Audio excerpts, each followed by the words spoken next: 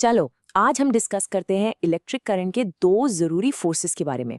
तो सोचो, अगर एक बल्ब फ्यूज हो जाए और स्विच ऑन है पर लाइट नहीं जल रही, तो हमें कैसे पता चलेगा कि वायर में करंट अभी भी आ रहा है या नहीं? कोई आइडिया है? इसका जवाब ना एक बहुत सिंपल सी चीज में छिपा है, एक मैग्नेटिक कंपास। जैसे ही आप एक करंट कैरिंग वायर के पास कंपास लाओगे, उसकी नीडल यानी सुई हिलने लगेगी, जिसे हम डिफ्लेक्ट होना कहते हैं। और बस ये छोटा सा मूवमेंट ही इस बात का प्रूफ है कि वायर में करंट है। और इसी अमेजिंग फिनोमेनन को हम कहते हैं the magnetic effect of electric current. ये डेफिनेशन एग्जाम के लिए बहुत इंपॉर्टेंट है, इसको अच्छे से समझ लो। बेसिकली जब भी किसी कंडक्टर से करंट फ्लो करता है तो वो अपने चारों तरफ एक इनविजिबल मैग्नेटिक फील्ड क्रिएट कर लेता है। अब यहाँ से एक बहुत इंटरेस्टिंग सवाल निकलता है, अगर करंट से मैग्नेटिक फील्ड बन सकती है तो क्या हम इस प्रिंसिपल को यूज करके अपना खुद का मैग्नेट बना सकते हैं? एक ऐसा मैग्नेट जिसे हम जब चाहें ऑन करें और जब चाहें ऑफ। हाँ, बिल्कुल। और ऐसे टेम्पररी मैग्नेट्स को हम कहते हैं इलेक्ट्रोमैग्नेट्स। और इनको बनाना बहुत आसान है। बस एक सिंपल सी आयरन नील लो, उसके ऊपर एक इंसुलेटेड कॉपर वायर को अच्छे से लपेटो और वायर के दोनों एंड्स को एक बैटरी से कनेक्ट कर दो। लो, आपका इलेक्ट्रोमैग्नेट तैयार। तो इसमें सबसे ज़रूरी बात ये याद रखनी है कि इलेक्ट्रोमैग्नेट तभी तक मैग्नेट की तरह काम करता है जब तक उसमें से करंट पास हो रहा है। जैसे ही आपने करंट सप्लाई बंद किया, उसका मैग्नेटिज्म भी खत्म हो जाता है। और ये कॉन्सेप्ट सोचो कितना पावरफुल है। जंक यार्ड्स में बड़ी बड़ी क्रेन्स जो गाड़ियां उठा लेती हैं, उनसे लेकर हमारे घर की इलेक्ट्रिक बेल्स और फैंस तक, सब जगह इलेक्ट्रोमैग्नेट्स यूज हो रहे हैं। यहाँ तक कि हॉस्पिटल्स में जो MRI मशीन्स होती हैं, उनमें भी यही प्रिंसिपल काम करता है। चलो ये तो हो गई इलेक्ट्रिसिटी की मैग्नेटिक पावर की बात। अब इसके एक दूसरे इफेक्ट को देखते हैं।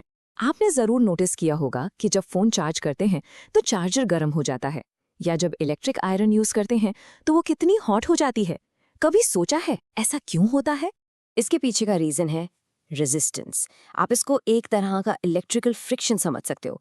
हर वायर करंट के फ्लो को थोड़ा सा रोकता है, और जब करंट इस रुकावट के अगेंस्ट स्ट्रगल करके आगे बढ़ता है, तो इसी प्रोसेस में हीट जनरेट होती है। लेकिन सारी वायर्स एक जैसी नहीं होती। देखो, कॉपर जैसी वायर्स का रेजिस्टेंस बहुत कम होता है, इसलिए करंट इजीली फ्लो करता है और वो ज़्यादा गर्म नहीं होती। इसीलिए इसे घर के वायरिंग में यूज़ करते हैं। दूसरी तरफ निक्रोम जैसी वायर्स का रेजिस्टेंस बहुत हाई होता है। ये करंट को जोर से रोकती हैं और इतनी गर्म हो जाती हैं कि लाल होकर ग्लो करने लगती हैं।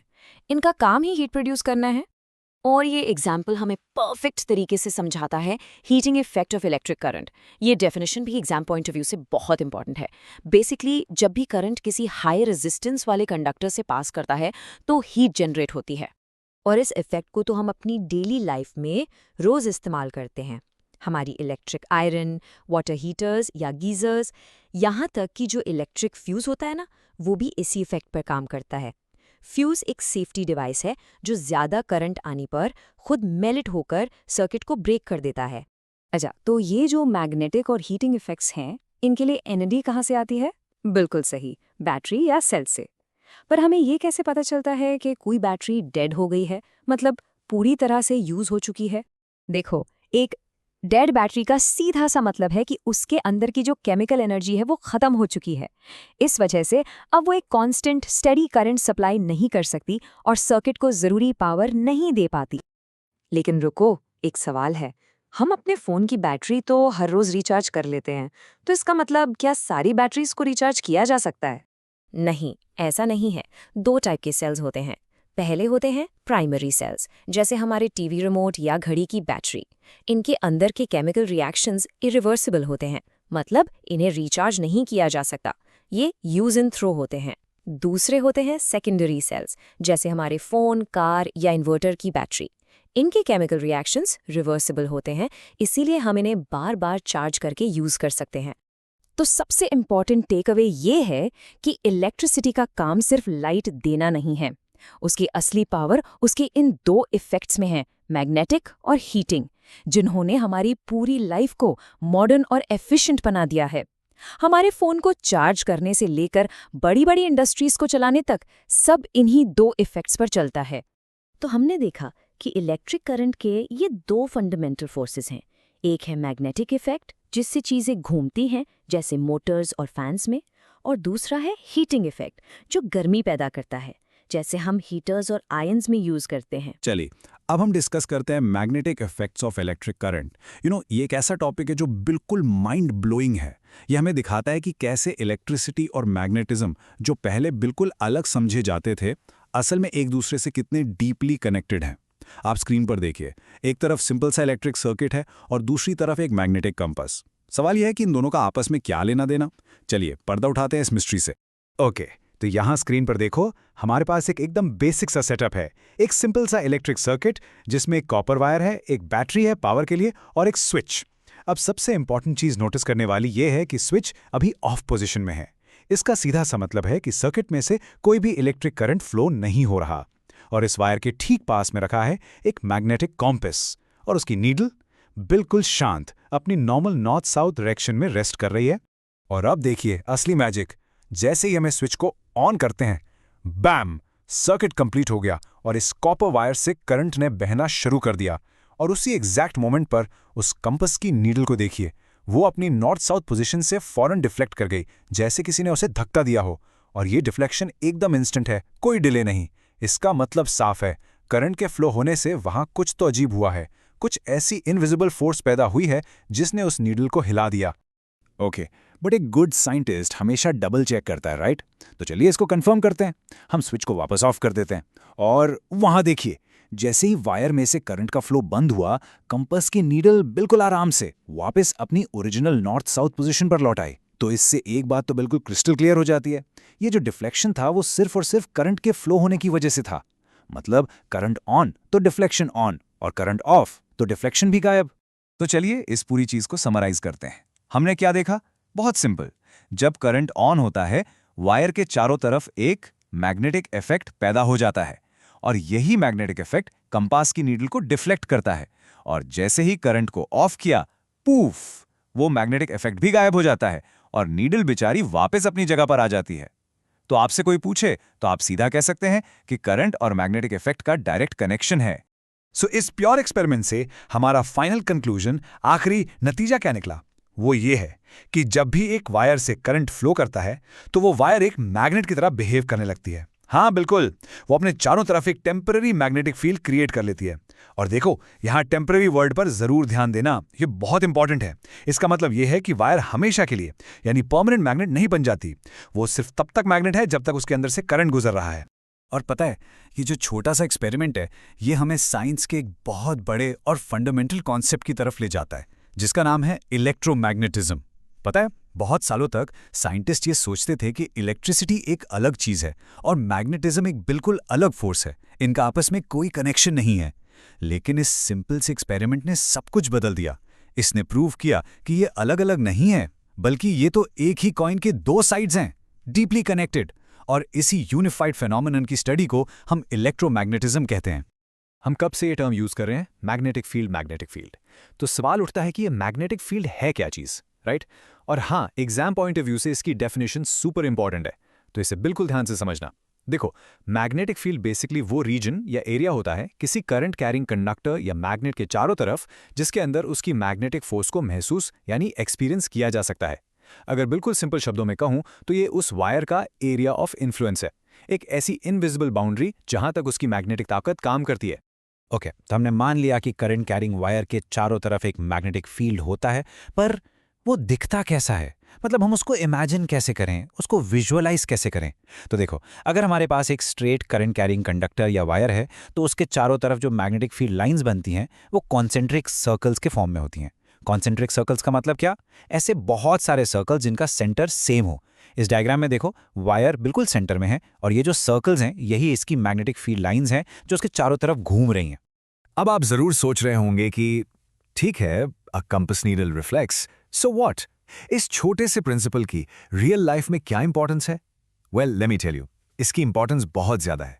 ये जो डिस्कवरी है ना कि moving electric charges magnetic fields create करते हैं, ये हमारी पूरी मॉडर्न टेक्नोलॉजी का फाउंडेशन है, उसकी नींव है।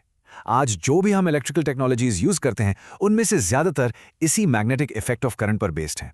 चाहे वो ट्रांसपोर्टेशन में हाई स्पीड ट्रेन्स हों, कम्युनिकेशन में आपके फोन्स हों, या फिर आपके घर में लगे इलेक्ट्रिक मोटर्स से लेकर बड़े बड़े पावर प्लांट्स के जनरेटर्स तक। ये सब के सब इसी एक सिंपल से फंडामेंटल प्रिंसिपल पर काम करते हैं। Now let's discuss about magnetic effects of electric current.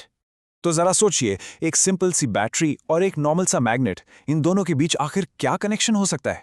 Well, आपको जानकर हैरानी होगी कि बहुत लंबे टाइम तक बड़े से बड़े साइंटिस्ट भी यही मानते थे कि इनके बीच में तो कोई कनेक्शन है ही नहीं, बिल्कुल भी नहीं। देखिए 1820 से पहले दुनिया के लिए इलेक्ट्रिसिटी और मैग्नेटिज्म दो बिल्कुल अलग अलग फोर्सेस थी। जैसे ज़मीन और आसमान, एक तरफ थी इलेक्ट्रिसिटी जिसका मतलब था फ्लो ऑफ चार्ज, और दूसरी तरफ था मैग्नेटिज्म यानी कि force of attraction and repulsion. दोनों को कंप्लीटली सेपरेट फोर्सेस माना जाता था जिनका आपस में कोई लेना देना नहीं था। पर फिर आया साल 1820 और इस साल में ये पूरी सोच हमेशा के लिए बदलने वाली थी। और इस पूरी कहानी के जो हीरो थे वो थे एक डेनिश फिजिसिस्ट जिनका नाम था हंस क्रिश्चियन ऑर्स्टेड। ऑर्स्टेडस अपनी यूनिवर्सिटी में बस एक रेगुलर सा फिजिक्स लेक्चर दे रहे थे। उन्हें बिल्कुल भी आइडिया नहीं था कि उनका वो लेक्चर एक छोटे से एक्सीडेंट की वजह से पूरी दुनिया को हमेशा के लिए बदल देगा। तो देखो, उनके लेक्चर की टेबल पर क्या क्या रखा था। एक बहुत ही सिंपल सा सेटअप था।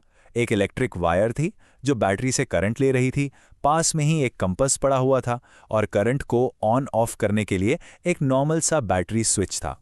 और फिर वो हुआ जिसके बारे में किसी ने सोचा भी नहीं था। जैसे ही ओर्स्टेड ने स्विच ऑन करके वायर में इलेक्ट्रिक करंट को फ्लो कराया, उन्होंने नोटिस किया कि पास में रखे कंपास की जो नीडल है वो हिली, अपनी जगह से डिफ्लेक्ट हो गई। ये एकदम शॉकिंग और अनएक्सपेक्टेड था। लेकिन यहाँ सबसे बड़ा सवाल ये है कि आखिर वो कंपास की नीडल हिली क्यों? क्योंकि हम सब जानते हैं कि एक कंपास की नीडल सिर्फ और सिर्फ तभी हिलती है जब उसके आसपास कोई मैग्नेटिक फील्ड हो।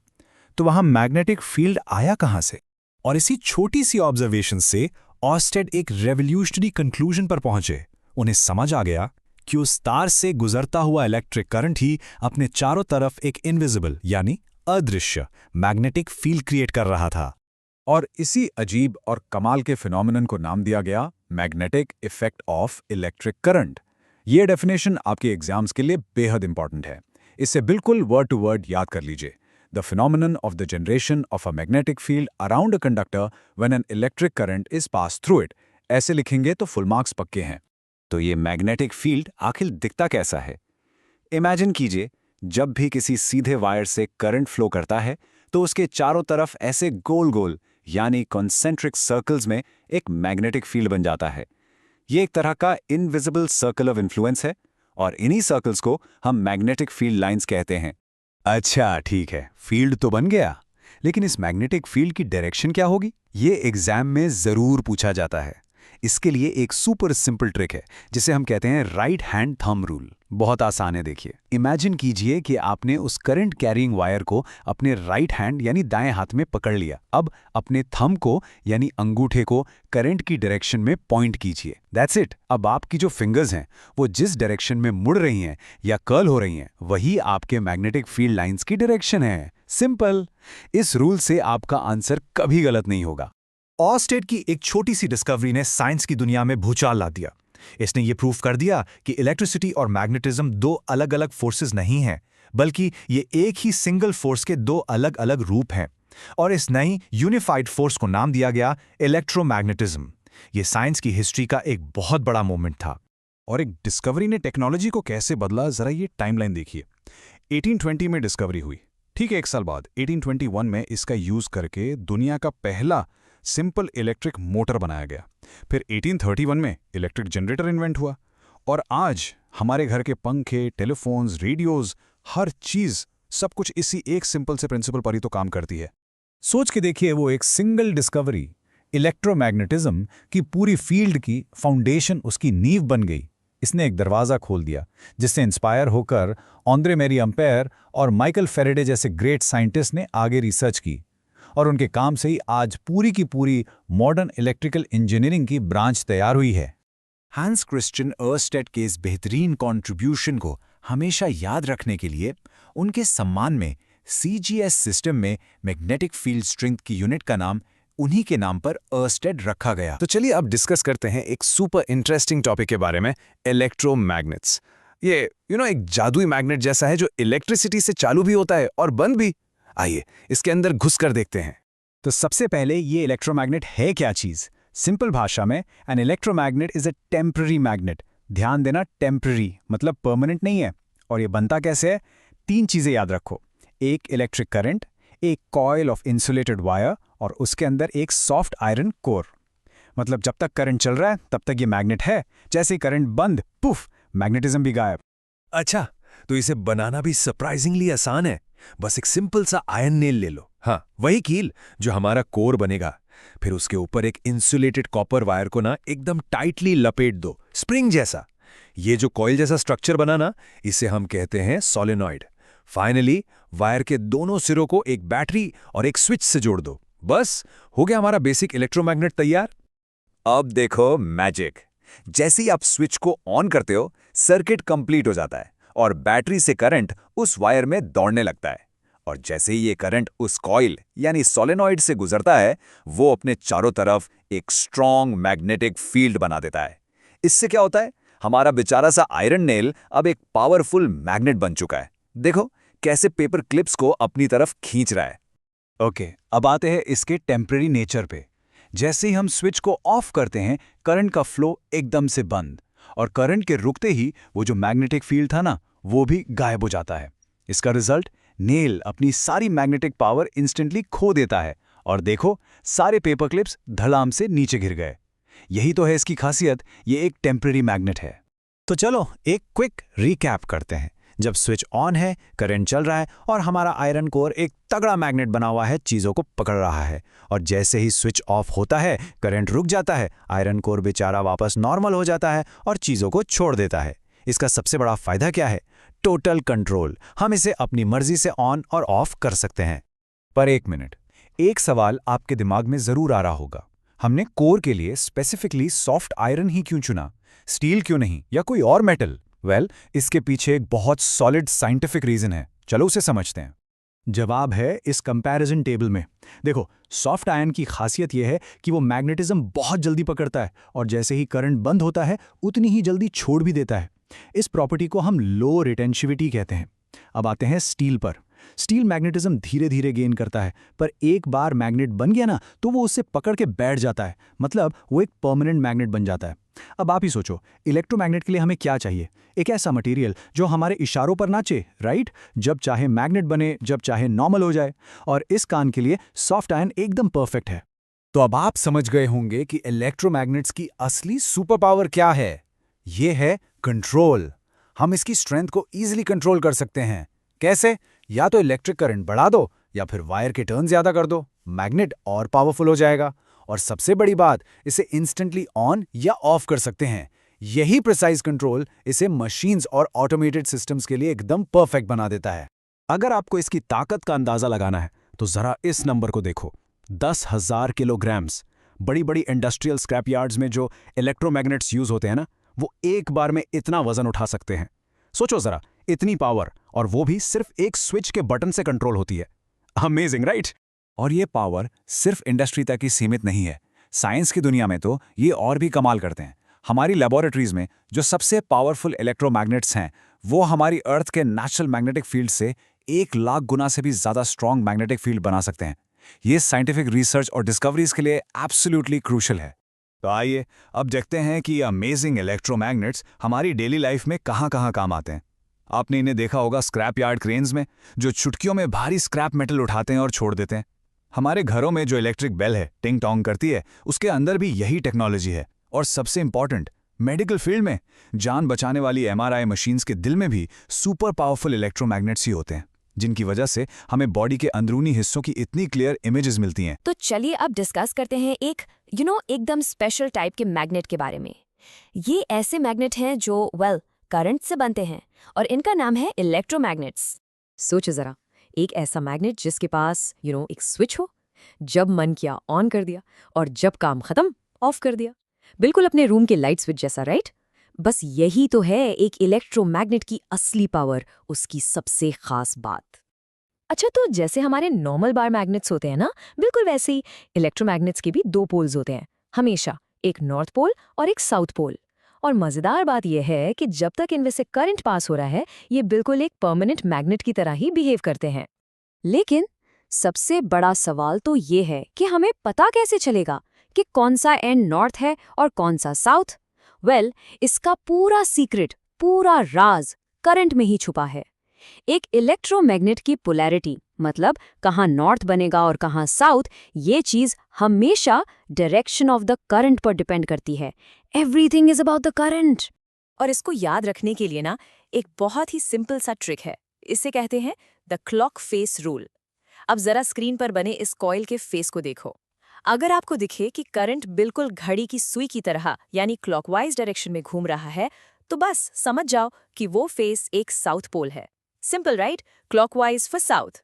और इस रूल का जो दूसरा पार्ट है वो तो और भी इजी है, बिल्कुल इसका उल्टा। अगर आपको करंट एंटी क्लॉकवाइज डायरेक्शन में, मतलब घड़ी की सुइयों से ऑपोजिट डायरेक्शन में घूमता हुआ दिखे, तो वो वाला फेस बन जाएगा नॉर्थ पोल। बस इतना ही है। सो क्लॉकवाइज से साउथ और एंटी क्लॉकवाइज से नॉर्थ। बहुत इजी है याद रखना।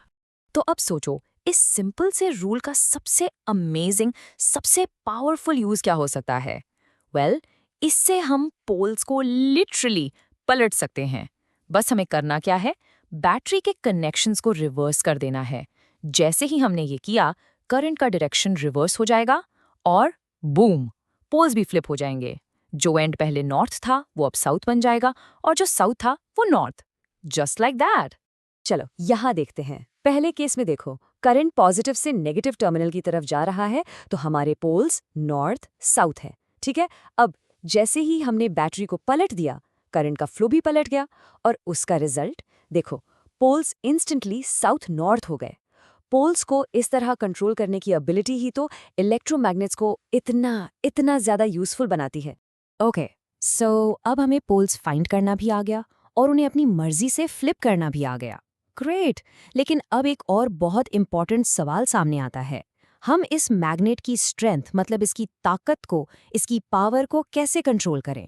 देखो, एक इलेक्ट्रोमैग्नेट कितना स्ट्रांग होगा, ये मेनली 3 चीजों पर डिपेंड करता है। सबसे पहला है कॉइल से कितना करंट गुजर रहा है, फिर दूसरा है उस कॉइल में तार के नंबर ऑफ टर्न्स कितने हैं, और तीसरा, जो कि बहुत इंपॉर्टेंट है, कॉइल के अंदर हमने कोर मटेरियल कौन सा यूज किया है। चलो पहले ही फैक्टर की बात करते हैं, करंट। ये ना बिल्कुल सिंपल है। इलेक्ट्रोमैग्नेट की स्ट्रेंथ करंट के डायरेक्टली प्रोपोर्शनल होती है। इसका सीधा सा मतलब ये है कि जितना ज्यादा करंट आप कॉइल से पास करोगे, आपका मैग्नेट उतना ही ज्यादा पावरफुल बनेगा। करंट डबल तो मैग्नेट की स्ट्रेंथ भी डबल। सिंपल। मोर करंट मतलब स्ट्रॉन्गर मैग्नेट। अब आते हैं दूसरे फैक्टर पर, नंबर ऑफ टर्न्स। इसको ऐसे सोचो कि तार का हर एक घेरा, हर एक टर्न अपने आप में एक छोटा सा मैग्नेट है। तो आम सी बात है, जितने ज्यादा टर्न्स या लैप्स हम उस कॉइल में लपेटेंगे, उन सब की पावर जुड़ती जाएगी, ऐड होती जाएगी, और हमें एक बहुत ही स्ट्रॉन्ग और कॉन्सेंट्रेटेड मैग्नेटिक फील्ड मिलेगा। बेसिकली मोर टर्न्स मीन्स मोर पावर। और इसका असर कितना बड़ा होता है वो आप इस चार्ट में साफ साफ देख सकते हो। देखो, जब कॉइल में सिर्फ 50 टर्न्स थे तो मान लो उसकी स्ट्रेंथ थी 1x। लेकिन जैसे ही हमने टर्न्स बढ़ाकर 200 कर दिए, यानी 4 गुना, तो स्ट्रेंथ भी सीधे 4x हो गई। That is a huge jump in power, right? Okay, और अब आते हैं तीसरे और शायद सबसे पावरफुल फैक्टर पर, कोर मटेरियल। सोचो, अगर हमारी कॉइल के अंदर सिर्फ हवा है, यानी एयर कोर है, तो मैग्नेटिक फील्ड लाइंस थोड़ी बिखरी हुई रहती हैं, फैल जाती हैं। लेकिन जैसे ही हम उसके अंदर एक सॉफ्ट आयरन रॉड डाल देते हैं, तो वो आयरन रॉड एक सुपर मैग्नेट की तरह सारी मैग्नेटिक फील्ड लाइंस को अपने अंदर खींच लेता है, कॉन्सेंट्रेट कर लेता है, और इससे मैग्नेट की स्ट्रेंथ बहुत ज़्यादा, लिटरली हजारों गुना बढ़ जाती है। तो आप समझ गए होंगे इन 3 चीज़ों को, करंट, नंबर ऑफ टर्न्स और कोर मटेरियल। इन्हें कंट्रोल करके ही इंजीनियर्स किसी भी इलेक्ट्रिकल डिवाइस के लिए बिल्कुल परफेक्ट स्ट्रेंथ का एक कस्टम मेड मैग्नेट डिज़ाइन कर पाते हैं। उन्हें जितनी पावर चाहिए उतनी सेट कर सकते हैं, और यही कंट्रोल की पावर इलेक्ट्रोमैग्नेट्स को इतना वैल्यूएबल बनाती है। और इन्हीं प्रिंसिपल्स का रियल लाइफ एग्जाम्पल देखना है तो बस उन विशाल क्रेन्स के बारे में सोचो जो आपने फैक्ट्रीज या जंकयार्ड्स में देखी होंगी। उनके आगे लगे वो मैसिव इलेक्ट्रोमैग्नेट्स इन्हीं रूल्स पर काम करते हैं। उनसे इतने भारी मेटल ऑब्जेक्ट्स, पूरी की पूरी कार्स को भी बड़ी आसानी से और सेफली उठा लिया जाता है। जब कार को लिफ्ट करना है, बस करंट ऑन कर दिया, और जब उसे नीचे रखना है, करंट ऑफ।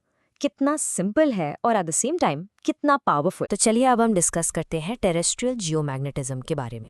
सबसे पहली और सबसे इंपॉर्टेंट बात, हमारी अर्थ, हमारा प्लैनेट एक बहुत ही बड़े जायंट मैग्नेट की तरह बिहेव करता है। आप ऐसा इमेजिन कर सकते हैं कि अर्थ के अंदर एक बहुत पावरफुल बार मैग्नेट छुपा हुआ है, और जाहिर है उस मैग्नेट का अपना एक मैग्नेटिक नॉर्थ पोल और एक मैग्नेटिक साउथ पोल है। ये जो आइडिया है ना कि अर्थ एक जायंट मैग्नेट है, बस इसे दिमाग में रखिए, क्योंकि हमारा पूरा टॉपिक इसी एक कॉन्सेप्ट पर बेस्ड है। लेकिन ये मैग्नेटिक फील्ड सिर्फ हमारे कंपास के लिए नहीं है, ये तो नेचर का अपना एक इनबिल्ट जीपीएस सिस्टम है। सोचो, माइग्रेटरी बर्ड्स, समुद्री कछुए और यहाँ तक कि छोटी छोटी बीज भी हजारों किलोमीटर्स का लंबा सफर अर्थ की इन्हीं इनविजिबल मैग्नेटिक फील्ड लाइंस को फील करके पूरा कर लेती है। एक्चुअली उनके ब्रेन्स में छोटे छोटे मैग्नेटिक क्रिस्टल्स होते हैं जो उन्हें रास्ता दिखाते हैं। How amazing is that, right? पर इसका जो सबसे जरूरी काम है वो है हम सबको, पूरी लाइफ को प्रोटेक्ट करना। अर्थ का मैग्नेटिक फील्ड यूसी हमारे चारों तरफ एक इनविजिबल शील्ड बनाता है, जिसे हम मैग्नेटोस्फीयर कहते हैं। ये शील्ड हमें सन से आने वाली डेंजरस सोलर विंड और स्पेस से आने वाली हार्मफुल कॉस्मिक रेडिएशन से बचाता है। सीरियसली, अगर ये शील्ड ना हो तो अर्थ पर लाइफ जैसा हम जानते हैं वो पॉसिबल ही नहीं होगी। और हाँ, वो जो ब्यूटीफुल नॉर्दर्न लाइट्स या ऑरोराज हम देखते हैं ना, वो इसी शील्ड और सोलर विंड की इंटरैक्शन का ही तो रिजल्ट है। तो let's quickly sum it up, ये मैग्नेटिक फील्ड आखिर हमारे लिए इतना इंपॉर्टेंट क्यों है? वेल, सबसे पहले जैसा हमने देखा, ये सोलर रेडिएशन से अर्थ पर हर तरह की लाइफ को प्रोटेक्ट करता है। नंबर 2, ये स्पेस में हमारी जरूरी सैटेलाइट्स को डैमेज से बचाता है। नंबर 3, हमारे कम्युनिकेशन सिस्टम्स जैसे मोबाइल नेटवर्क्स और जीपीएस सब इसी के वजह से अच्छे से काम करते हैं। और लास्ट में ऑफ कोर्स सिंपल सा कॉम्पस भी इसी की वजह से चलता है, जिससे हम नेविगेशन कर पाते हैं। ठीक है, अब हमने ये तो समझ लिया कि ये मैग्नेटिक फील्ड हमारे लिए क्या क्या करता है, लेकिन यहाँ एक बड़ा सवाल उठता है, इतना पावरफुल मैग्नेटिक फील्ड आखिर आ कहाँ से रहा है? क्या अर्थ के अंदर सच में कोई जाइंट बार मैग्नेट रखा हुआ है? वेल, नहीं। इसका असली रीजन कहीं ज्यादा इंटरेस्टिंग और डायनामिक है। इसका जवाब है जियोडायनेमो इफेक्ट। अब इस डायग्राम को जरा ध्यान से देखिए। अर्थ के सेंटर में जो आउटर कोर है, वहां पर पिघला हुआ यानी मोल्टन आयरन और निकल कॉन्स्टेंटली घूमता रहता है, बिल्कुल जैसे पानी उबल रहा हो। इस लिक्विड मेटल के मूवमेंट से पावरफुल इलेक्ट्रिक करंट्स जनरेट होते हैं, और फिजिक्स का बेसिक रूल है कि जहां भी मूविंग इलेक्ट्रिक करंट होगा वहां एक मैग्नेटिक फील्ड जरूर बनेगा। ये बिल्कुल एक इलेक्ट्रिकल डायनामो या जनरेटर की तरह काम करता है। और यहाँ एक और बहुत ही फैसिनेटिंग फैक्ट सामने आता है। अर्थ के मैग्नेटिक पोल्स फिक्स नहीं है, वो एक जगह टिके नहीं रहते, क्योंकि कोर के अंदर का मोल्टन आयरन का फ्लो हमेशा बदलता रहता है। इसलिए मैग्नेटिक पोल्स भी धीरे धीरे अपनी जगह से सरकते लेते हैं। इस स्लो और कंटिन्यूअस मूवमेंट को हम साइंस में सेक्युलर वेरिएशन कहते हैं। और ये मूवमेंट कोई हल्का फुल्का नहीं है। आपको जानकर हैरानी होगी कि जो नॉर्थ मैग्नेटिक पोल है वो हर साल एवरेज 40 से 50 किलोमीटर तक शिफ्ट हो जाता है। सोचो जरा, इसका मतलब ये हुआ कि अर्थ का जो मैग्नेटिक मैक है वो हमेशा बदलता रहता है, वो कभी भी स्टैटिक नहीं होता। तो यहाँ एक बहुत लॉजिकल सवाल आता है, अगर मैग्नेटिक पोल हर साल इतना मूव कर रहा है तो फिर हम एक सिंपल से कंपास पर कैसे भरोसा कर सकते हैं? क्या वो हमें हमेशा सही डायरेक्शन दिखाएगा? इस सवाल का जवाब दो बहुत इंपॉर्टेंट कॉन्सेप्ट्स में छुपा है, और ये कॉन्सेप्ट्स आपके एग्जाम्स के लिए एब्सोल्युटली क्रिटिकल हैं। पहला कॉन्सेप्ट है वेरिएशन, जिसे मैग्नेटिक डेक्लिनेशन भी कहते हैं। ये डेफिनेशन एग्जाम में आती ही आती है, इसलिए बहुत ध्यान से सुनिए। वेरिएशन वो एंगल है जो ट्रू नॉर्थ यानी अर्थ का एक्चुअल जियोग्राफिकल नॉर्थ पोल और मैग्नेटिक नॉर्थ यानी वो डायरेक्शन जहां आपका कंपास पॉइंट कर रहा है के बीच में बनता है। याद रखिए, ये एंगल हर लोकेशन के लिए अलग होता है और टाइम के साथ बदलता भी रहता है। दूसरा इंपॉर्टेंट टर्म है डेविएशन। डेविएशन वो एरर है जो कंपास की रीडिंग में लोकल मैग्नेटिक इंटरफेरेंस की वजह से आता है। मान लीजिए आप एक बड़ी सी मेटल शेप या कार में हैं, तो वहां मौजूद लोहे की चीजें, इलेक्ट्रिक वायर्स या आपके फोन जैसे इलेक्ट्रॉनिक्स भी कंपास की नीडल को अफेक्ट कर सकते हैं और उसकी रीडिंग गलत कर सकते हैं। ये एक लोकल एरर है, वेरिएशन की तरह ग्लोबल नहीं। और ये टेबल वो पॉइंट है जहां स्टूडेंट्स सबसे ज्यादा कंफ्यूज होते हैं और अपने मार्क्स खो देते हैं, तो इसको बहुत ध्यान से देखिए। एक तरफ है वेरिएशन, जो ट्रू नॉर्थ और मैग्नेटिक नॉर्थ के बीच का एंगल है। ये एक ग्लोबल फिनोमिनन है जो लोकेशन और टाइम के साथ बदलता है। दूसरी तरफ है डीविएशन, जो आपके आसपास की चीजों से होने वाला एक लोकल एरर है। इस डिफरेंस को अच्छे से समझना मार्क्स स्कोर करने के लिए बहुत ही जरूरी है। तो आखिर अभी की करंट सिचुएशन क्या है? जैसा कि आप इस मैप पर देख सकते हैं, मैग्नेटिक नॉर्थ पोल अभी आर्कटिक ओशन में है और ये काफ़ी तेज़ी से साइबेरिया रशिया की तरफ बढ़ रहा है। साइंटिस्ट इसे कॉन्स्टेंटली मॉनिटर कर रहे हैं। इससे साफ पता चलता है कि जियोमैग्नेटिज्म कोई स्टैटिक सब्जेक्ट नहीं है, ये एक लाइव एक्टिव साइंस है।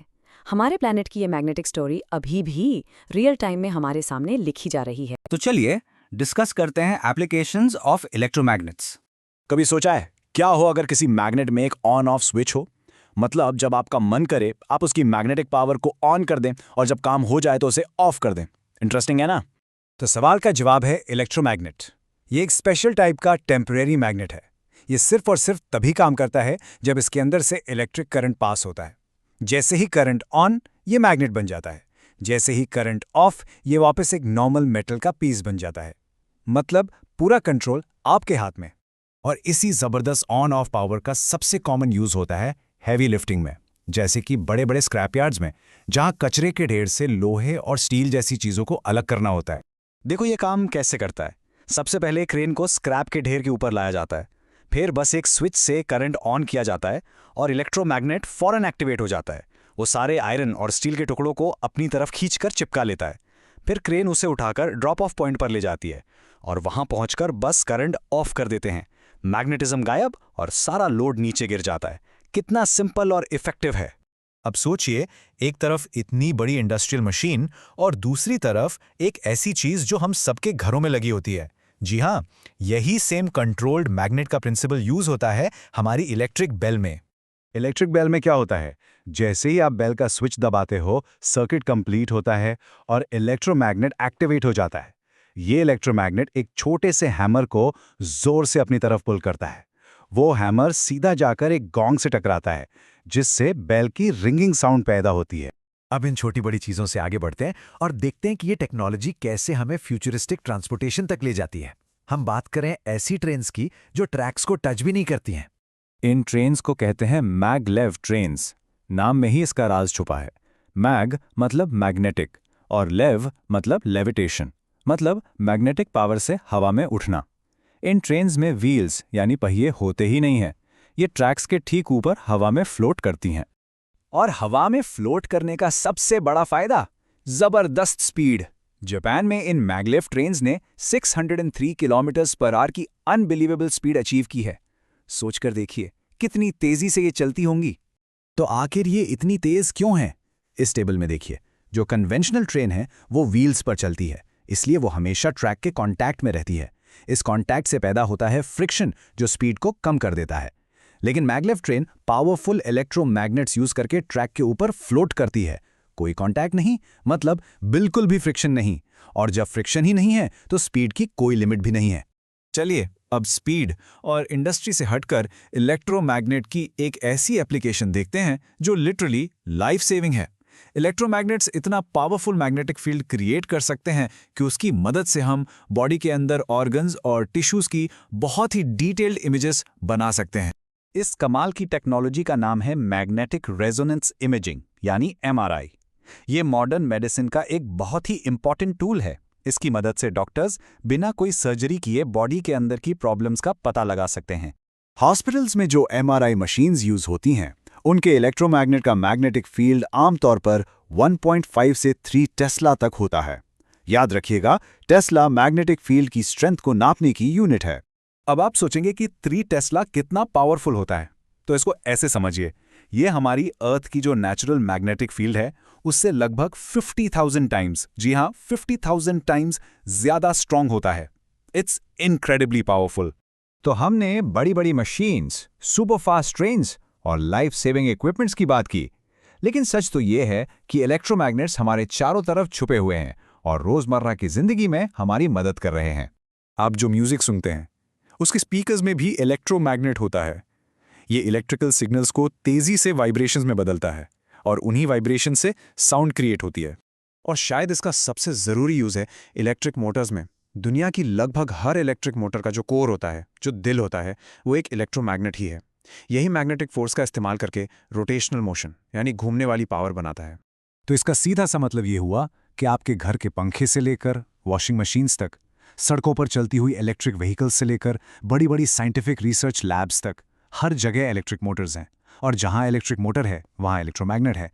ये सच में एक ऐसी टेक्नोलॉजी है जिसके बिना हम अपनी मॉडर्न लाइफ को इमेजिन भी नहीं कर सकते। Now let's discuss about the heating effect of electric current. पता है, ये एक इतना इंटरेस्टिंग और इम्पॉर्टेंट टॉपिक है ना, क्योंकि ये हमारी रोज की जिंदगी, हमारी डेली लाइफ से बिल्कुल डायरेक्टली जुड़ा हुआ है। अच्छा, आपने कभी सोचा है या नोटिस तो ज़रूर किया होगा कि जब हम इलेक्ट्रिक हीटर ऑन करते हैं या मे बी टोस्टर में ब्रेड डालते हैं तो उसका जो एलिमेंट होता है वो एकदम लाल रेड हॉट हो जाता है, लेकिन उसकी जो वायर है जो प्लग से आ रही है वो बिल्कुल ठंडी रहती है। अजीब है ना? ऐसा क्यों होता है भाई? चलो इस पजल को सॉल्व करते हैं, और इसके लिए ना हमें एक बहुत ही मेन कॉन्सेप्ट समझना पड़ेगा। और वो कॉन्सेप्ट है इलेक्ट्रिकल रेजिस्टेंस। देखो, बहुत सिंपल है। जब भी किसी तार यानी कंडक्टर से करंट बहता है, करंट फ्लो करता है, तो उसके रास्ते में ना एक रुकावट आती है, एक ऑपोजिशन। बस करंट के फ्लो में आने वाली इसी रुकावट को हम कहते हैं रेजिस्टेंस। और आसान भाषा में समझें तो ये इलेक्ट्रिसिटी के लिए फ्रिक्शन जैसा है। हाँ, और एक बात, ये जो डेफिनेशन है ना, इसको अच्छे से मार्क कर लो, एग्जाम्स के लिए सुपर इंपॉर्टेंट है। तो अब सोचो, एक बैटरी है, उसका काम क्या है? करंट को धक्का देकर आगे बढ़ाना, राइट? उससे करंट को एक कंडक्टर के थ्रू पुश करना है, लेकिन रास्ते में कौन है? रेजिस्टेंस। तो बेचारी बैटरी को इस रेजिस्टेंस, इस रुकावट से लड़ने के लिए, उसको ओवरकम करने के लिए थोड़ा वर्क करना पड़ता है, उसकी एनर्जी खर्च होती है। तो सवाल ये है कि बैटरी ने जो ये वर्क किया, जो एनर्जी लगाई, वो जाती कहाँ है? वो गायब तो नहीं हो सकती, राइट? हम सबने पढ़ा है law of conservation of energy. तो होता ये है कि वो एनर्जी बस कन्वर्ट हो जाती है एक फॉर्म से दूसरे फॉर्म में, और यहाँ पर बैटरी की इलेक्ट्रिकल एनर्जी गर्मी यानी हीट एनर्जी में बदल जाती है। और बस इसी चीज को, इसी फिनोमिनन को हम कहते हैं heating effect of electric current. Okay, तो ये तो हो गई कॉन्सेप्ट की बात, लेकिन साइंस में हमें हर चीज को नापना होता है, राइट? तो इस हीट प्रोडक्शन को मैथमेटिकली समझाने के लिए एक ग्रेट साइंटिस्ट आए, जेम्स प्रेस्कॉट जूल, और उन्होंने एक लॉ दिया जिसमें उन्होंने हीट, करंट, रेजिस्टेंस और टाइम के बीच एक परफेक्ट रिलेशनशिप बनाया, और उनके नाम पर हम इसे जानते हैं as Joule's law of heating. और ये रहा वो गोल्डन फॉर्मूला। इसको तो बिल्कुल अच्छे से दिमाग में बिठा लो, H = I²RT। मैं फिर से रिपीट कर रहा हूँ, H = I²RT। एग्जाम के लिए ये फॉर्मूला लाइफ सेवर है। यहाँ पे H है हमारी हीट, I है करंट, R है रेजिस्टेंस और T का मतलब है टाइम, यानी कितने टाइम के लिए करंट फ्लो हो रहा है। चलो अब इस फॉर्मूला को ना थोड़ा खोल के देखते हैं। फॉर्मूला क्या कह रहा है कि हीट जो है वो करंट के स्क्वायर के डायरेक्टली प्रोपोर्शनल है। अब इसका मतलब समझो, ये बहुत बहुत इंपॉर्टेंट है। इसका मतलब है कि अगर आपने करंट को जस्ट डबल किया ना, तो हीट डबल नहीं, सीधा 4 टाइम्स हो जाएगी। वाओ, देखा कितना फर्क पड़ता है। बाकी सिंपल है, जितना ज्यादा रेजिस्टेंस R होगा उतनी ज्यादा हीट बनेगी, और ऑफ कोर्स जितनी ज्यादा देर तक यानी टाइम T तक करंट चलता रहेगा उतनी ज्यादा हीट बनती जाएगी। तो अब तक हमें ये तो क्लियर हो गया कि रेजिस्टेंस आखिर है क्या और हीट पैदा करने में इसका कितना बड़ा रोल है। तो अब दिमाग में अगला सवाल क्या आना चाहिए? यही ना कि ये रेजिस्टेंस आखिर किन चीज़ों पर डिपेंड करता है। ऐसा क्या है जिससे किसी मटेरियल का रेजिस्टेंस कम या ज़्यादा हो जाता है? तो देखो, किसी भी कंडक्टर का रेजिस्टेंस बेसिकली 3 मेन चीज़ों पर डिपेंड करता है। पहला, नेचर ऑफ द मटेरियल, मतलब वो चीज़ बनी किसकी है। दूसरा, उसकी लेंथ, यानी वो कितना लंबा है। और तीसरा, उसकी थिकनेस, यानी वो कितना मोटा है। चलो अब इन तीनों को आराम से एक एक करके समझते हैं। सबसे पहला factor, nature of the material. देखो, हर मटेरियल का अपना अलग नेचर होता है, उसका रेजिस्टेंस भी अलग होता है। चलो एक एग्जाम्पल लेते हैं। एक तरफ है कॉपर। कॉपर का रेजिस्टेंस ना बहुत ही कम होता है, इसीलिए वो एक एक्सेलेंट कंडक्टर है, और हम उसे घर की वायरिंग, कनेक्टिंग वायर्स में यूज करते हैं। क्यों? ताकि वो गर्म ना हो। अब दूसरी तरफ देखो, निक्रोम, ये एक एलोय है और इसका रेजिस्टेंस बहुत बहुत हाई होता है। तो इसका क्या होगा? ये बहुत जल्दी गर्मा गर्म हो जाता है, और इसीलिए हम इसे टोस्टर्स और हीटर्स की हीटिंग एलिमेंट में यूज करते हैं। ओके, दूसरा फैक्टर है लेंथ। ये बिल्कुल सिंपल है, रेजिस्टेंस जो है वो लेंथ के डायरेक्टली प्रोपोर्शनल है, मतलब जितनी लंबी वायर उतना ज्यादा रेजिस्टेंस। इसको ऐसे इमेजिन करो, एक छोटी सी गली को क्रॉस करना आसान है, लेकिन एक लंबी सड़क पे चलोगे तो ज्यादा थकान, ज्यादा रुकावट फील होगी। सेम चीज करंट के साथ होती है, लंबे वायर में उसे ज्यादा ऑपोजिशन झेलना पड़ता है। तो रूल क्या बना? Simple, longer the wire higher the resistance. और अब आते हैं तीसरे फैक्टर पर, जो है थिकनेस। यहाँ थोड़ा उल्टा हिसाब है। रेजिस्टेंस वायर की थिकनेस यानी उसके एरिया ऑफ क्रॉस सेक्शन के इन्वर्सली प्रोपोर्शनल है। मतलब जितनी मोटी वायर उतना कम रेजिस्टेंस। चलो रोड वाला एग्जाम्पल कंटिन्यू करते हैं। एक पतली सी गली में अगर बहुत सारी गाड़ियां घुस जाएं तो क्या होगा? ट्रैफिक जैम, फ्लो रुक जाएगा। वही है पतली वायर। लेकिन एक चौड़ा 8 लेन हाईवे हो तो गाड़ियां आराम से निकल जाएंगी। वो है मोटी वायर। इसलिए याद रखो, जितनी पतली वायर उतना ज्यादा ट्रैफिक जैम, यानी उतना हायर रेजिस्टेंस। तो अब इन सारे कॉन्सेप्ट्स को एक साथ जोड़ते हैं और देखते हैं कि हमारी डेली लाइफ की चीजें कैसे काम करती हैं। याद है हमने हीटर की बात की थी? तो देखो, इलेक्ट्रिक आयन, टोस्टर, गीजर, इन सब में हमें क्या चाहिए? हमें हीट चाहिए, पर्पसफुली। तो इंजीनियर्स क्या करते हैं? इनके अंदर जो हीटिंग एलिमेंट है ना, उसको निक्रोम जैसे हाई रेजिस्टेंस मटेरियल से बनाते हैं। हाई रेजिस्टेंस मतलब ज्यादा हीट, सिंपल। लेकिन पता है, हीटिंग इफेक्ट का एक और बड़ा कमाल का एप्लीकेशन है, इलेक्ट्रिक फ्यूज। ये कोई हीटिंग डिवाइस नहीं बल्कि एक सेफ्टी डिवाइस है। सोचो कितना स्मार्ट आइडिया है। इसके अंदर एक बहुत ही पतली सी वायर लगाते हैं जिसका मेल्टिंग पॉइंट भी कम होता है। अब अगर कभी गलती से सर्किट में करंट बहुत ज्यादा हो गया, ओवरलोड हो गया, तो क्या होगा? हमारा फॉर्मूला याद करो, H = I²RT। इतनी ज्यादा हीट पैदा होगी कि वो बेचारी पतली सी वायर पिघल जाएगी, यानी मेल्ट हो जाएगी। और जैसे ही वायर टूटी, सर्किट ब्रेक, कनेक्शन कट, और हमारा महंगा टीवी, फ्रिज, सब कुछ बच गया। तो देखा आपने, इस हीटिंग इफेक्ट को समझना और सबसे इंपॉर्टेंट, उसे कंट्रोल करना कितना जरूरी है।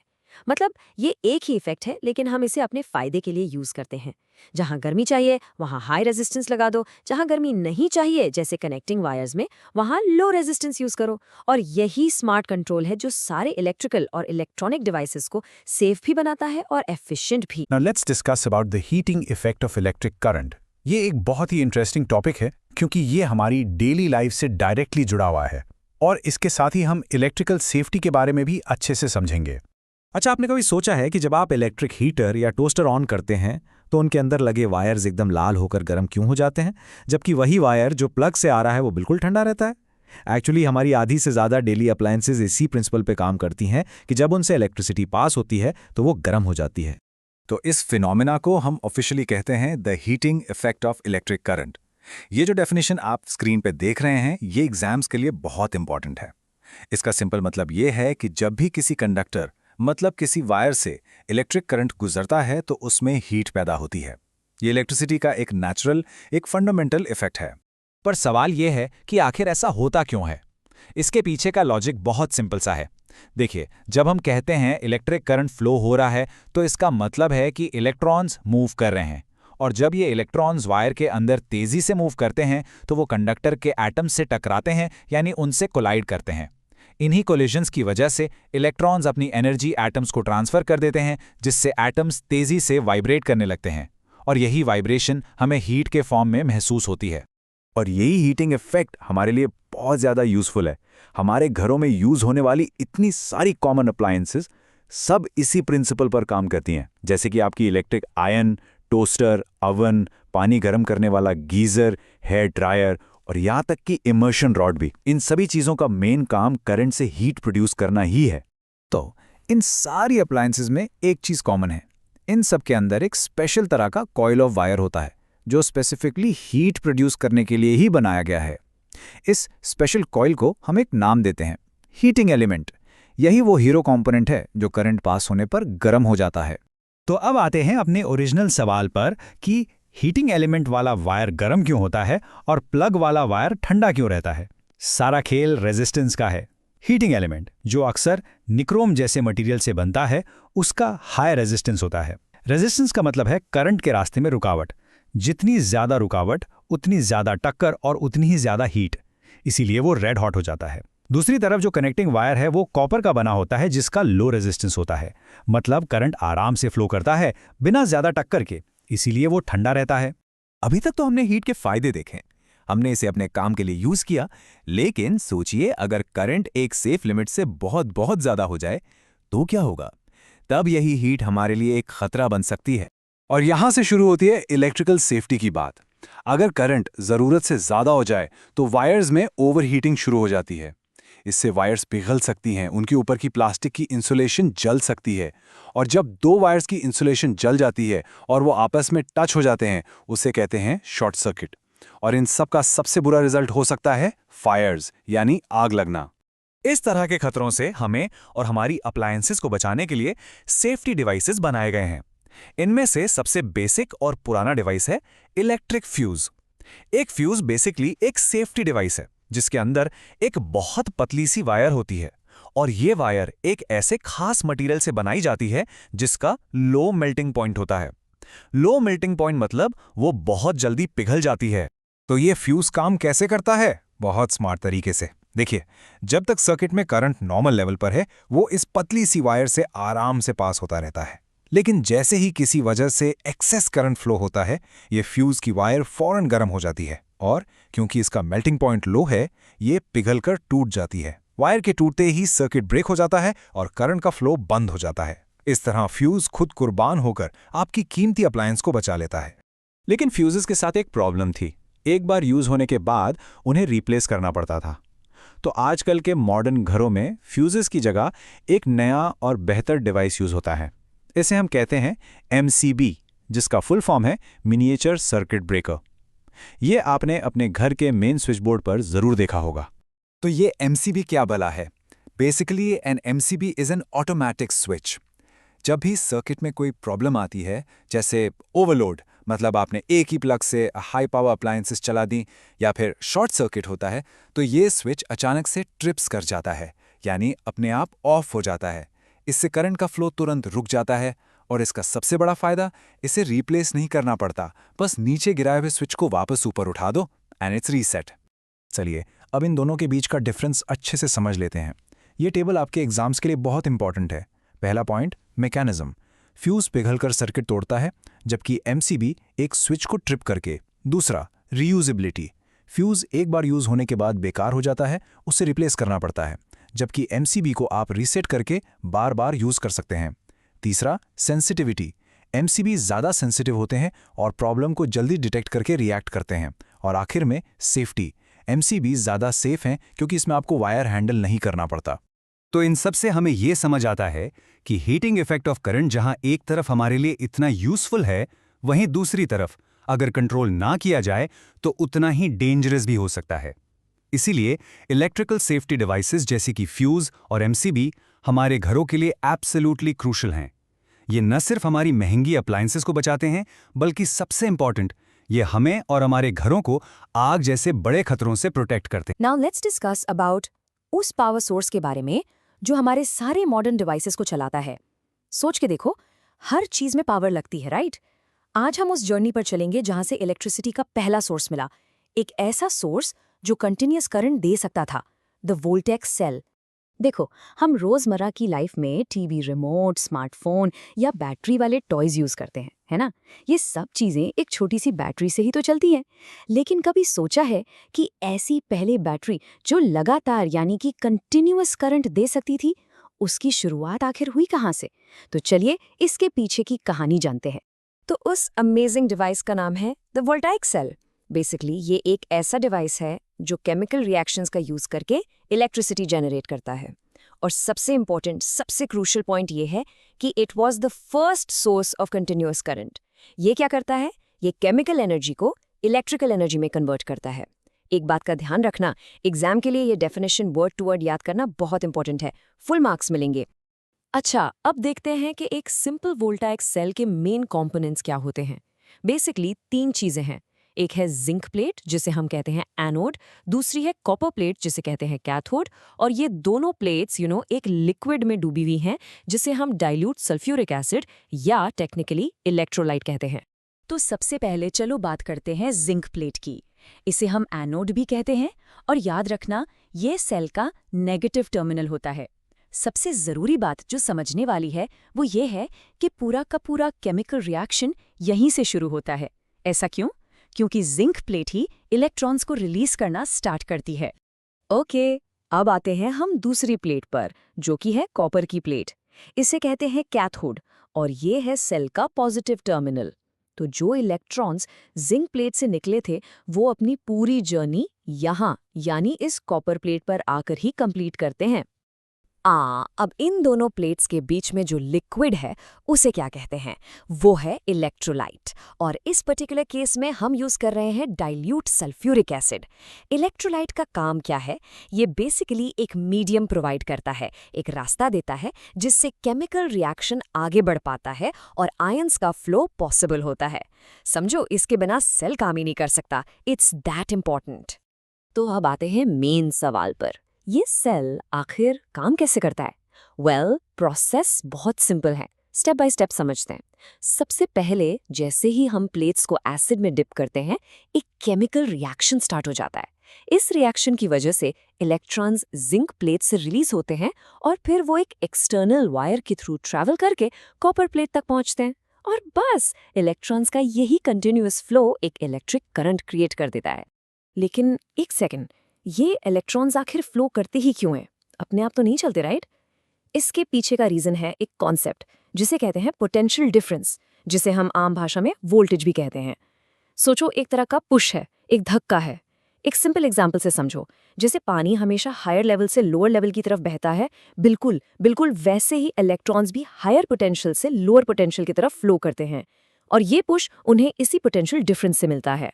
तो अब तक हमने ये तो अच्छे से समझ लिया कि वोल्टाइक सेल काम कैसे करता है, उसके पार्ट्स क्या हैं। लेकिन अब आती है हिस्ट्री। सवाल यह है कि इतना रेवोल्यूशनरी डिवाइस आखिर डिस्कवर किसने किया? किसकी वजह से आज हम बैटरीज यूज कर पा रहे हैं? इसके पीछे की स्टोरी बहुत इंटरेस्टिंग है और इसमें 2 इम्पॉर्टेंट साइंटिस्ट का रोल है। कहानी शुरू हुई थी लेट 1700s। तब एक साइंटिस्ट थे लुइजी गैल्वानी, जिन्होंने एक बहुत ही अजीब चीज़ ऑब्जर्व की। फिर साल 1800 में एक और साइंटिस्ट एलेसांड्रो वोल्टा ने गैल्वानी की उसी ऑब्जर्वेशन को बेस बनाकर वोल्टेक सेल इन्वेंट कर दिया।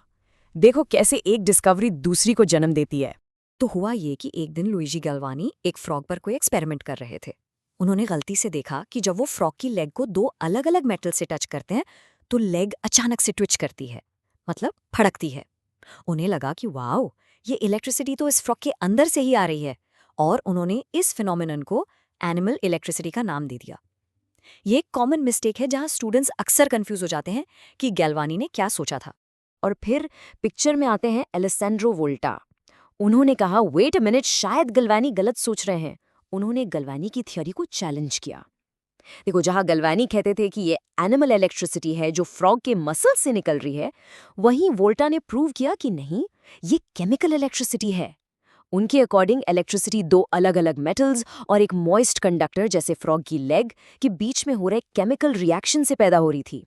और यहाँ पर वोल्टा की जीनियस, उनकी समझदारी दिखती है। उनका इनसाइट, उनकी सोच ये थी कि करंट का असली सोर्स वो बेचारा फ्रॉग नहीं है, बल्कि सोर्स है वो 2 अलग-अलग मेटल्स और फ्रॉग की लेग, जो कि सिर्फ एक मॉइस्ट कंडक्टर का काम कर रही थी।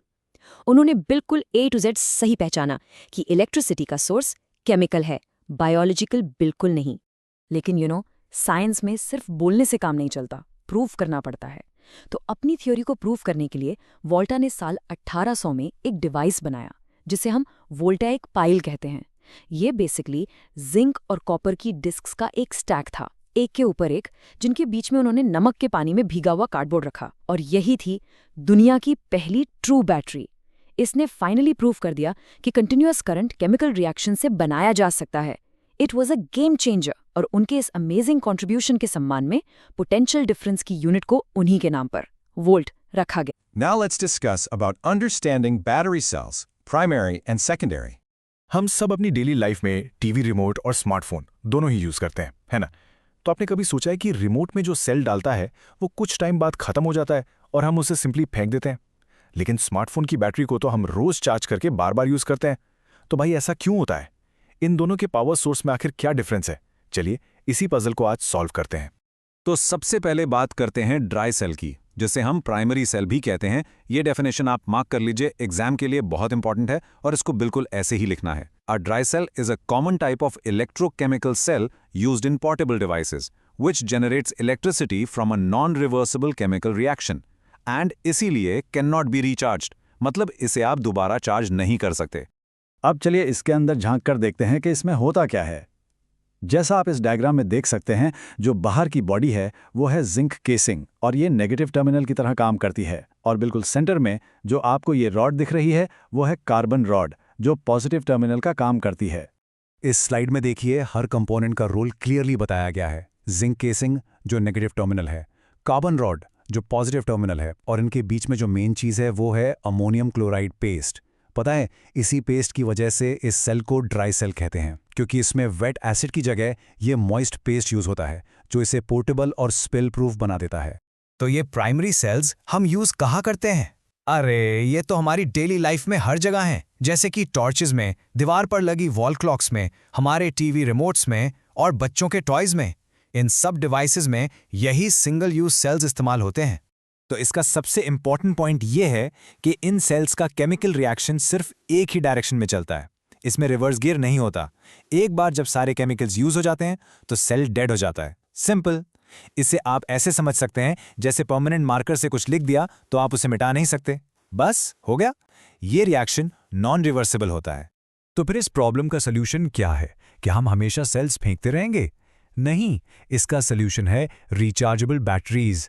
इन्हें हम टेक्निकली सेकेंडरी सेल्स भी कहते हैं, और यही वो टेक्नोलॉजी है जो हमारी मॉडर्न लाइफ को पावर दे रही है। चलिए देखते हैं कैसे। अब आती है सेकेंडरी सेल की डेफिनेशन। ये भी एग्जाम पॉइंट ऑफ व्यू से सुपर इंपॉर्टेंट है।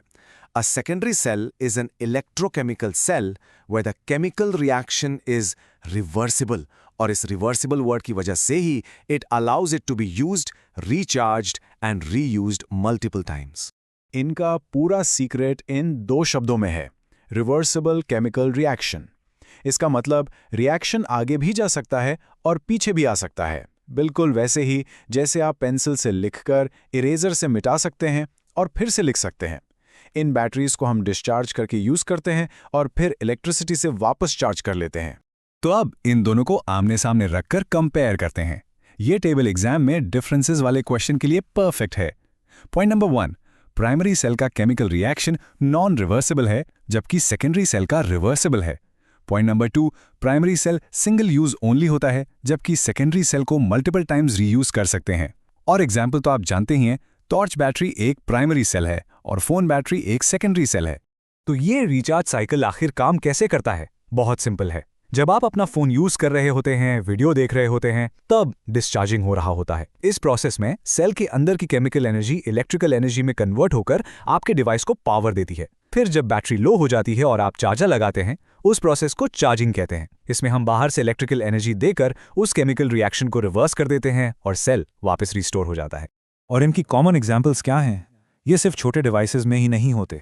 गाड़ियों और घर के इन्वर्टर्स में जो बड़ी सी बैटरी होती है वो लेड एसिड बैटरी है, और जो हमारे स्मार्टफोन्स, लैपटॉप्स और अब तो इलेक्ट्रिक व्हीकल्स में यूज हो रही हैं वो हैं एडवांस्ड लिथियम आयन बैटरीज। ये सब सेकेंडरी सेल्स के ही इंपॉर्टेंट एग्जाम्पल्स हैं। और अब एक अमेजिंग फैक्ट सुनिए, एक सेकेंडरी सेल को कितनी बार रिचार्ज किया जा सकता है? टिपिकली एक सेकेंडरी सेल को आप 300 से लेकर 1000 बार तक रिचार्ज कर सकते हैं। हाँ, बिल्कुल सही सुना आपने। ये नंबर ऑफ कोर्स बैटरी के टाइप और हमारे यूजेज पर डिपेंड करता है, पर सोचिए एक ही बैटरी इतनी बार काम आती है। तो आज की जो मॉडर्न दुनिया है वो इन्हीं सेकेंडरी सेल्स पर ही चलती है। हमारे स्मार्टफोन्स, लैपटॉप्स, इलेक्ट्रिक कार्स, यहाँ तक कि हवा में उड़ने वाले ड्रोन्स, ये सभी इन्हीं पावरफुल रिचार्जेबल बैटरीज से चलते हैं। इनके बिना तो अब हम अपनी लाइफ इमेजिन भी नहीं कर सकते। तो चलिए अब हम डिस्कस करते हैं मॉडर्न बैटरीज के लाइफ साइकिल के बारे में। ये कैसे बनती हैं, हमारी डेली लाइफ में इनका क्या रोल है, और जब ये खराब हो जाती हैं तो आखिर इनका होता क्या है। हमारी पूरी दुनिया एक तरह से इन पर ही चलती है। आपके स्मार्टफोन्स, लैपटॉप्स और अब तो इलेक्ट्रिक व्हीकल्स भी, ये सब कुछ इन्हीं लिथियम आयन बैटरीज से पावर्ड है। सोच के देखिए, ये हमारी मॉडर्न लाइफ का कितना एसेंशियल पार्ट बन चुके हैं। तो आखिर ये लिथियम आयन बैटरीज इतनी स्पेशल क्यों हैं?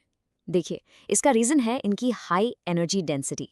मतलब ये लाइट वेट होने के साथ साथ एक बहुत ही छोटी सी स्पेस में ढेर सारी एनर्जी स्टोर कर सकती हैं, और इसी वजह से ये इतनी पॉपुलर हैं।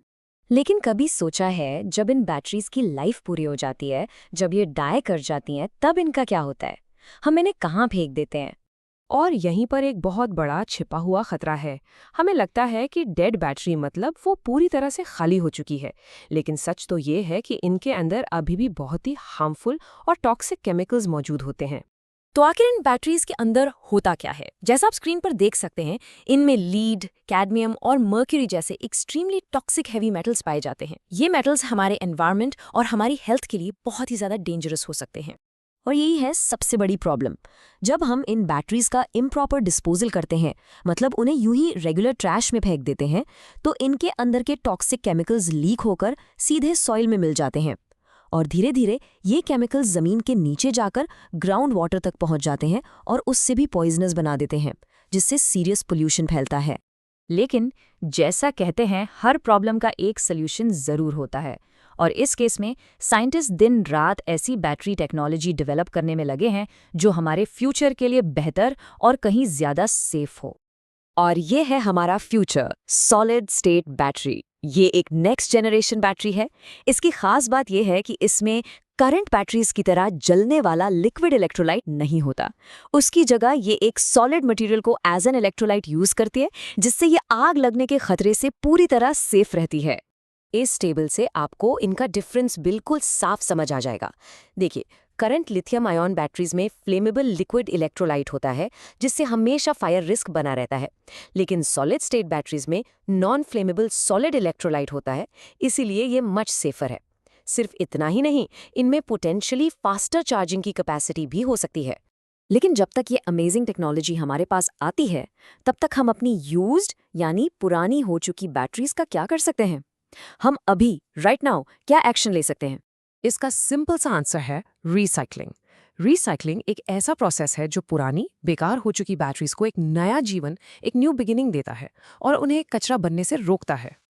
आपको जानकर शायद हैरानी होगी, लेकिन प्रॉपर रिसाइकलिंग से हम पुरानी बैटरीज में से लगभग 95% तक वैल्यूएबल मेटल्स को सक्सेसफुली रिकवर कर सकते हैं।